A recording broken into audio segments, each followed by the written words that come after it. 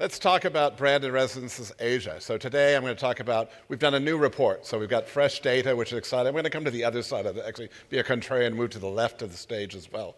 And let's talk about branded residences in Asia. Now when we're talking about, this is a $30.7 billion pipeline coming up in this marketplace. It's an important economic indicator. I think that's really interesting as well. 38,000 units coming in, a lot of properties, 178 properties. Thailand for the moment is number one, but as we're going to learn later on, things are changing. It's a competitive thing around Asia as well. And again, when we're looking at the rampway going through 2027 beyond 2028 as well, there's a lot of pipeline projects coming. So we're seeing more and more branded residences projects being announced and also being developed in many countries across Asia. Something that's interesting us, and we do understand geography, okay? So we're talking about Asia today, and you'll see the Maldives, you say, what the hell is the Maldives doing there? Maldives is close to Asia, okay? It's a good indicator as well. India, of course, is South Asia, so that qualifies as well. We're not trying to do a Gulf of America, rewriting the map. We're saying that the Maldives, for our context, is within this comp set. But when we look at what are the top markets in Asia by market value, when we dissect 30.7 billion, we're looking at Thailand still remains a leader, okay? The Philippines, right? Gotta love the Philippines. Philippines is an important branded residences market. Filipinos buy branded residences as well. It's a great indicator. Korea. We're going to talk about Korea because Korea is an entirely different market as well. And of course, Japan is on the rise and Malaysia as well. One thing about this report, so if you see the data today, you can stop by our booth as well and pick up a new copy of our new report. So everybody's going to be receiving our data today. When we look across, what's the future, okay? That's even more interesting about what are things stacking up when we look at the future pipeline projects where things are stacking. And we're looking at it, interesting, we see Vietnam. Vietnam is rising. You know, Vietnam a few years ago, they had some issues with public companies and everything else, but we're seeing more and more development in Vietnam go forward. We're seeing, you know, with the government there, we're seeing the government's actually come in and reducing the number of provinces. They're reducing bureaucracy. The number of international airports in Vietnam are substantial. And we're seeing long-term visas as well. We think Vietnam certainly is a tiger, certainly for 2025 going forward, is a great storyline for Asia for branded residences. It's on the way up. Thailand continues to be interesting. India. India is another cornerstone market we're seeing a lot of interest in. We're seeing the big developers go and say, we're doing branded residences. You're able to sell both urban and resort properties. One thing about interesting thing about India, with all the thousands of kilometers of beaches and oceanfront property in India, you've got Goa, that's about it. So there is potential upside of that market as well. But coming through the markets as well, again, Vietnam we were talking about earlier. Japan continues to be an interesting market as well, and China.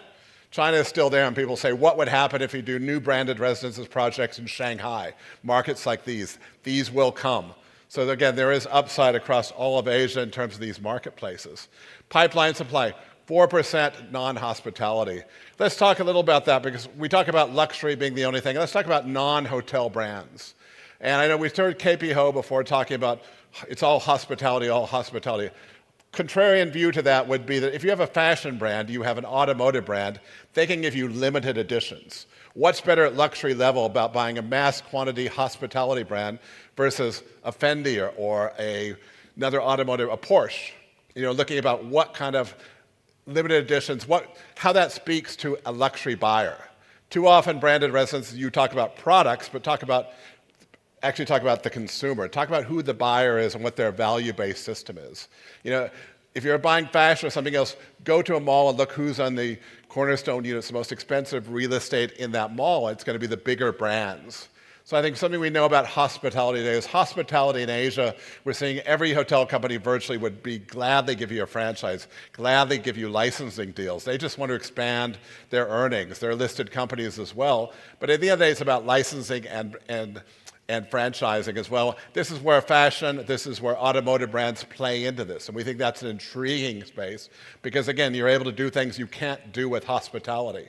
So again, we're going to see more and more of these entries into the marketplace. And there's a question about who's going to be providing management. That's still a blank space. But as these companies define themselves, they're also able to address a very ultra-luxury consumer type. So we believe that that market share is going to continue to grow, probably even somehow faster than hospitality as well. And again, luxury game as well, we're seeing as we go through upper upscale. a few years ago, if we'd go back to the mass market, if we talk about Asia, one thing we understand in Asia, a key indicator of real estate markets, whether they're in Thailand, whether they're in the Philippines, whether they're in Indonesia, is when you start getting small, cheap condos in a marketplace, that means you're in a marketplace which is at the top of a cycle. You're coming back through that. So we think when you're talking about the surge in mid-scale, perhaps branded residencies, that's going to take a seat back until we get through another real estate cycle. And going on again, when we're looking at branded premiums are interesting because branded premiums, urban markets are completely different than resort markets, okay? The key about an urban market is underlying land cost. Underlying land cost could be 20%, could be 50% of a project, could be even higher, in certain key CBD areas as well. Resort markets tend to be cheaper, so pricing premiums. It's impossible to say that pricing premiums are a certain level because every project is different. When did the buyer buy the land? What's their land basis as well? What's going to be that basis as well? But generally, we do see in terms of premiums across certainly higher in the resort markets than we're seeing in urban markets. But there are other views to that. If you come here to Bangkok, you see the Porsche, which was a Porsche design tower. The pricing virtually doubled what comparable products were in the luxury market. They're able to do that with pricing premiums. If we go to what Amman did in Tokyo as well, we certainly saw those pricing premiums, which drove higher than the averages as well. So we do see fluctuations about that. So it's not a magic number, but it's an important number, but it's driven by land cost. It's driven also by innovative designers who want to do something different as well. But certainly in terms of the pricing points across things, we are still seeing growth. And what this doesn't talk about is sales pace, absorption rates as well. The one indicator we have for many of these branded residence projects is within a selling of a certain project, within the different unit types, you're seeing different strategies. You're seeing many entry-level products are the first ones to go out very quickly. If we go to the Standard, which was sold in Phuket, we saw the smaller, cheaper units go quickly. But that establishes momentum in a project, and later on you're able to address pricing premiums. So the true pricing premium is the money you're leaving on the table by having phase 2, phase 3, phase 4 of a fast-paced project and being able to increase your pricing 15 to 20% during a sales cycle by having momentum. And that's something which we don't often talk about for branded residences, but should be. We have the same thing for branded residences in resort markets in terms of super pricing. If you're going to Bali, if you're going to Phuket, you're going to other resort markets, not every piece of land is created equal. Not every villa would have the same view. The ability to super price certain products and create better pricing premiums for better products as well are a key indicator. This is often overlooked in the resort markets as well. But being able not just to premium, but being able to have pace in a project and increase your pricing over the term of a project. Key value as well. And when we look about the key markets, again, Vietnam, we are optimistic. Vietnam is becoming a real competitor for tourism. Tourism also, many times for tourism in the resort markets, you come as a tourist, but you buy real estate over time. You know the location. And that's something key indicator. If you go to Laguna Phuket, certainly over the years, I think about 50% of their buyers have stayed in Laguna Phuket over the years. It gives you a base. They may not buy it the first time, the second time, but they're learning about the location. And Vietnam, it does have a key pricing point in terms of its real estate as well. So we think this market is really robust moving forward, and we understand the problems as well, in the past with the larger companies, but there are certain things. The only issue in Vietnam is the weather. And I think KP touched on that earlier on. The one thing about Thailand is whenever it starts snowing in Eastern Europe or Northern Europe or these areas, we're going to get snowbirds who are going to come to Asia and want holiday homes. Vietnam does have a challenge in central Vietnam and the central coast, in northern Vietnam as well, towards the weather. So it's not always a comparable, say, you're just going to take over the Thai market with Vietnam. Phu Quoc, of course, in the south for the resort market, has similar weather to Thailand as well, so it does fit into that profile. Thailand, what's happening in Thailand? Thailand has some issues with branded residences, quite frankly. There's an issue with hotel licensing. And right now, it's virtually impossible for a condominium to get a hotel license in this country. It's very difficult. It's not impossible. Everything's possible in Thailand, as close followers will know. But getting hotel license. So if you're selling a project, branded residence, and want to offer rentals and don't have a hotel license, you have a problem. So we're seeing developers all of a sudden say that we can go into a project, we can offer long-term rentals, 30 days and above, or we can sell you a branded residence and you can live there, but you can't necessarily operate as a hotel. This will probably, it's perplexing hotel operators right now how to address this because they want to sell. They have developers who say, we want to do branded residences, but if it's an investment buyer. And the one thing that we know that the resort market, certainly for this type of properties, a resort buyer is different than an urban buyer. An urban buyer is motivated by logic. They understand yields, they understand mortgages perhaps. The resort market is motive. You have a great holiday, you have a great margarita on the sunset, I want to buy a property. You know, the amount of people we get who fall off the boat and saying, this is something we want to buy immediately, not doing due diligence or anything else. Different buyers, different motivation. So again, that's always close to when we talk about the resort markets across Thailand. Philippines continues to baffle me a little bit because Filipino developers don't have nerve to do ultra luxury, right? Amanpulo is 30 years old. It was the first ultra luxury project in the Philippines. It continues to be a benchmark of ultra luxury there.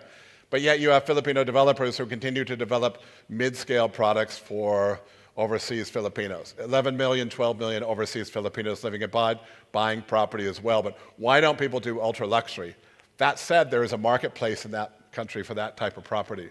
Malaysia continues to go on. India, again, is an interesting story because we're seeing more and more as the property cycle is cycling up doing luxury properties. And I think right now we're going to see in the next 24 months, India will be amongst the fastest pacing markets in Asia for branded residences. Really, really interesting. So I think kind of going through things today, I think what we understand from our view is, again, you can stop by, you can get one of our market reports, or we're also going to be emailing it out to people who attended the conference afterwards. But I think across Asia, we understand where are we going next. And Jonathan's saying, what are the biggest challenges out there already? Saying, my biggest challenge still is, actually, I wish there were more Bill Barnetts because we're busy. We do see niches across Asia market. We do see growth. But again, when we're talking to developers, the one thing we have to understand is for branded residences, it's been a very traditional trajectory.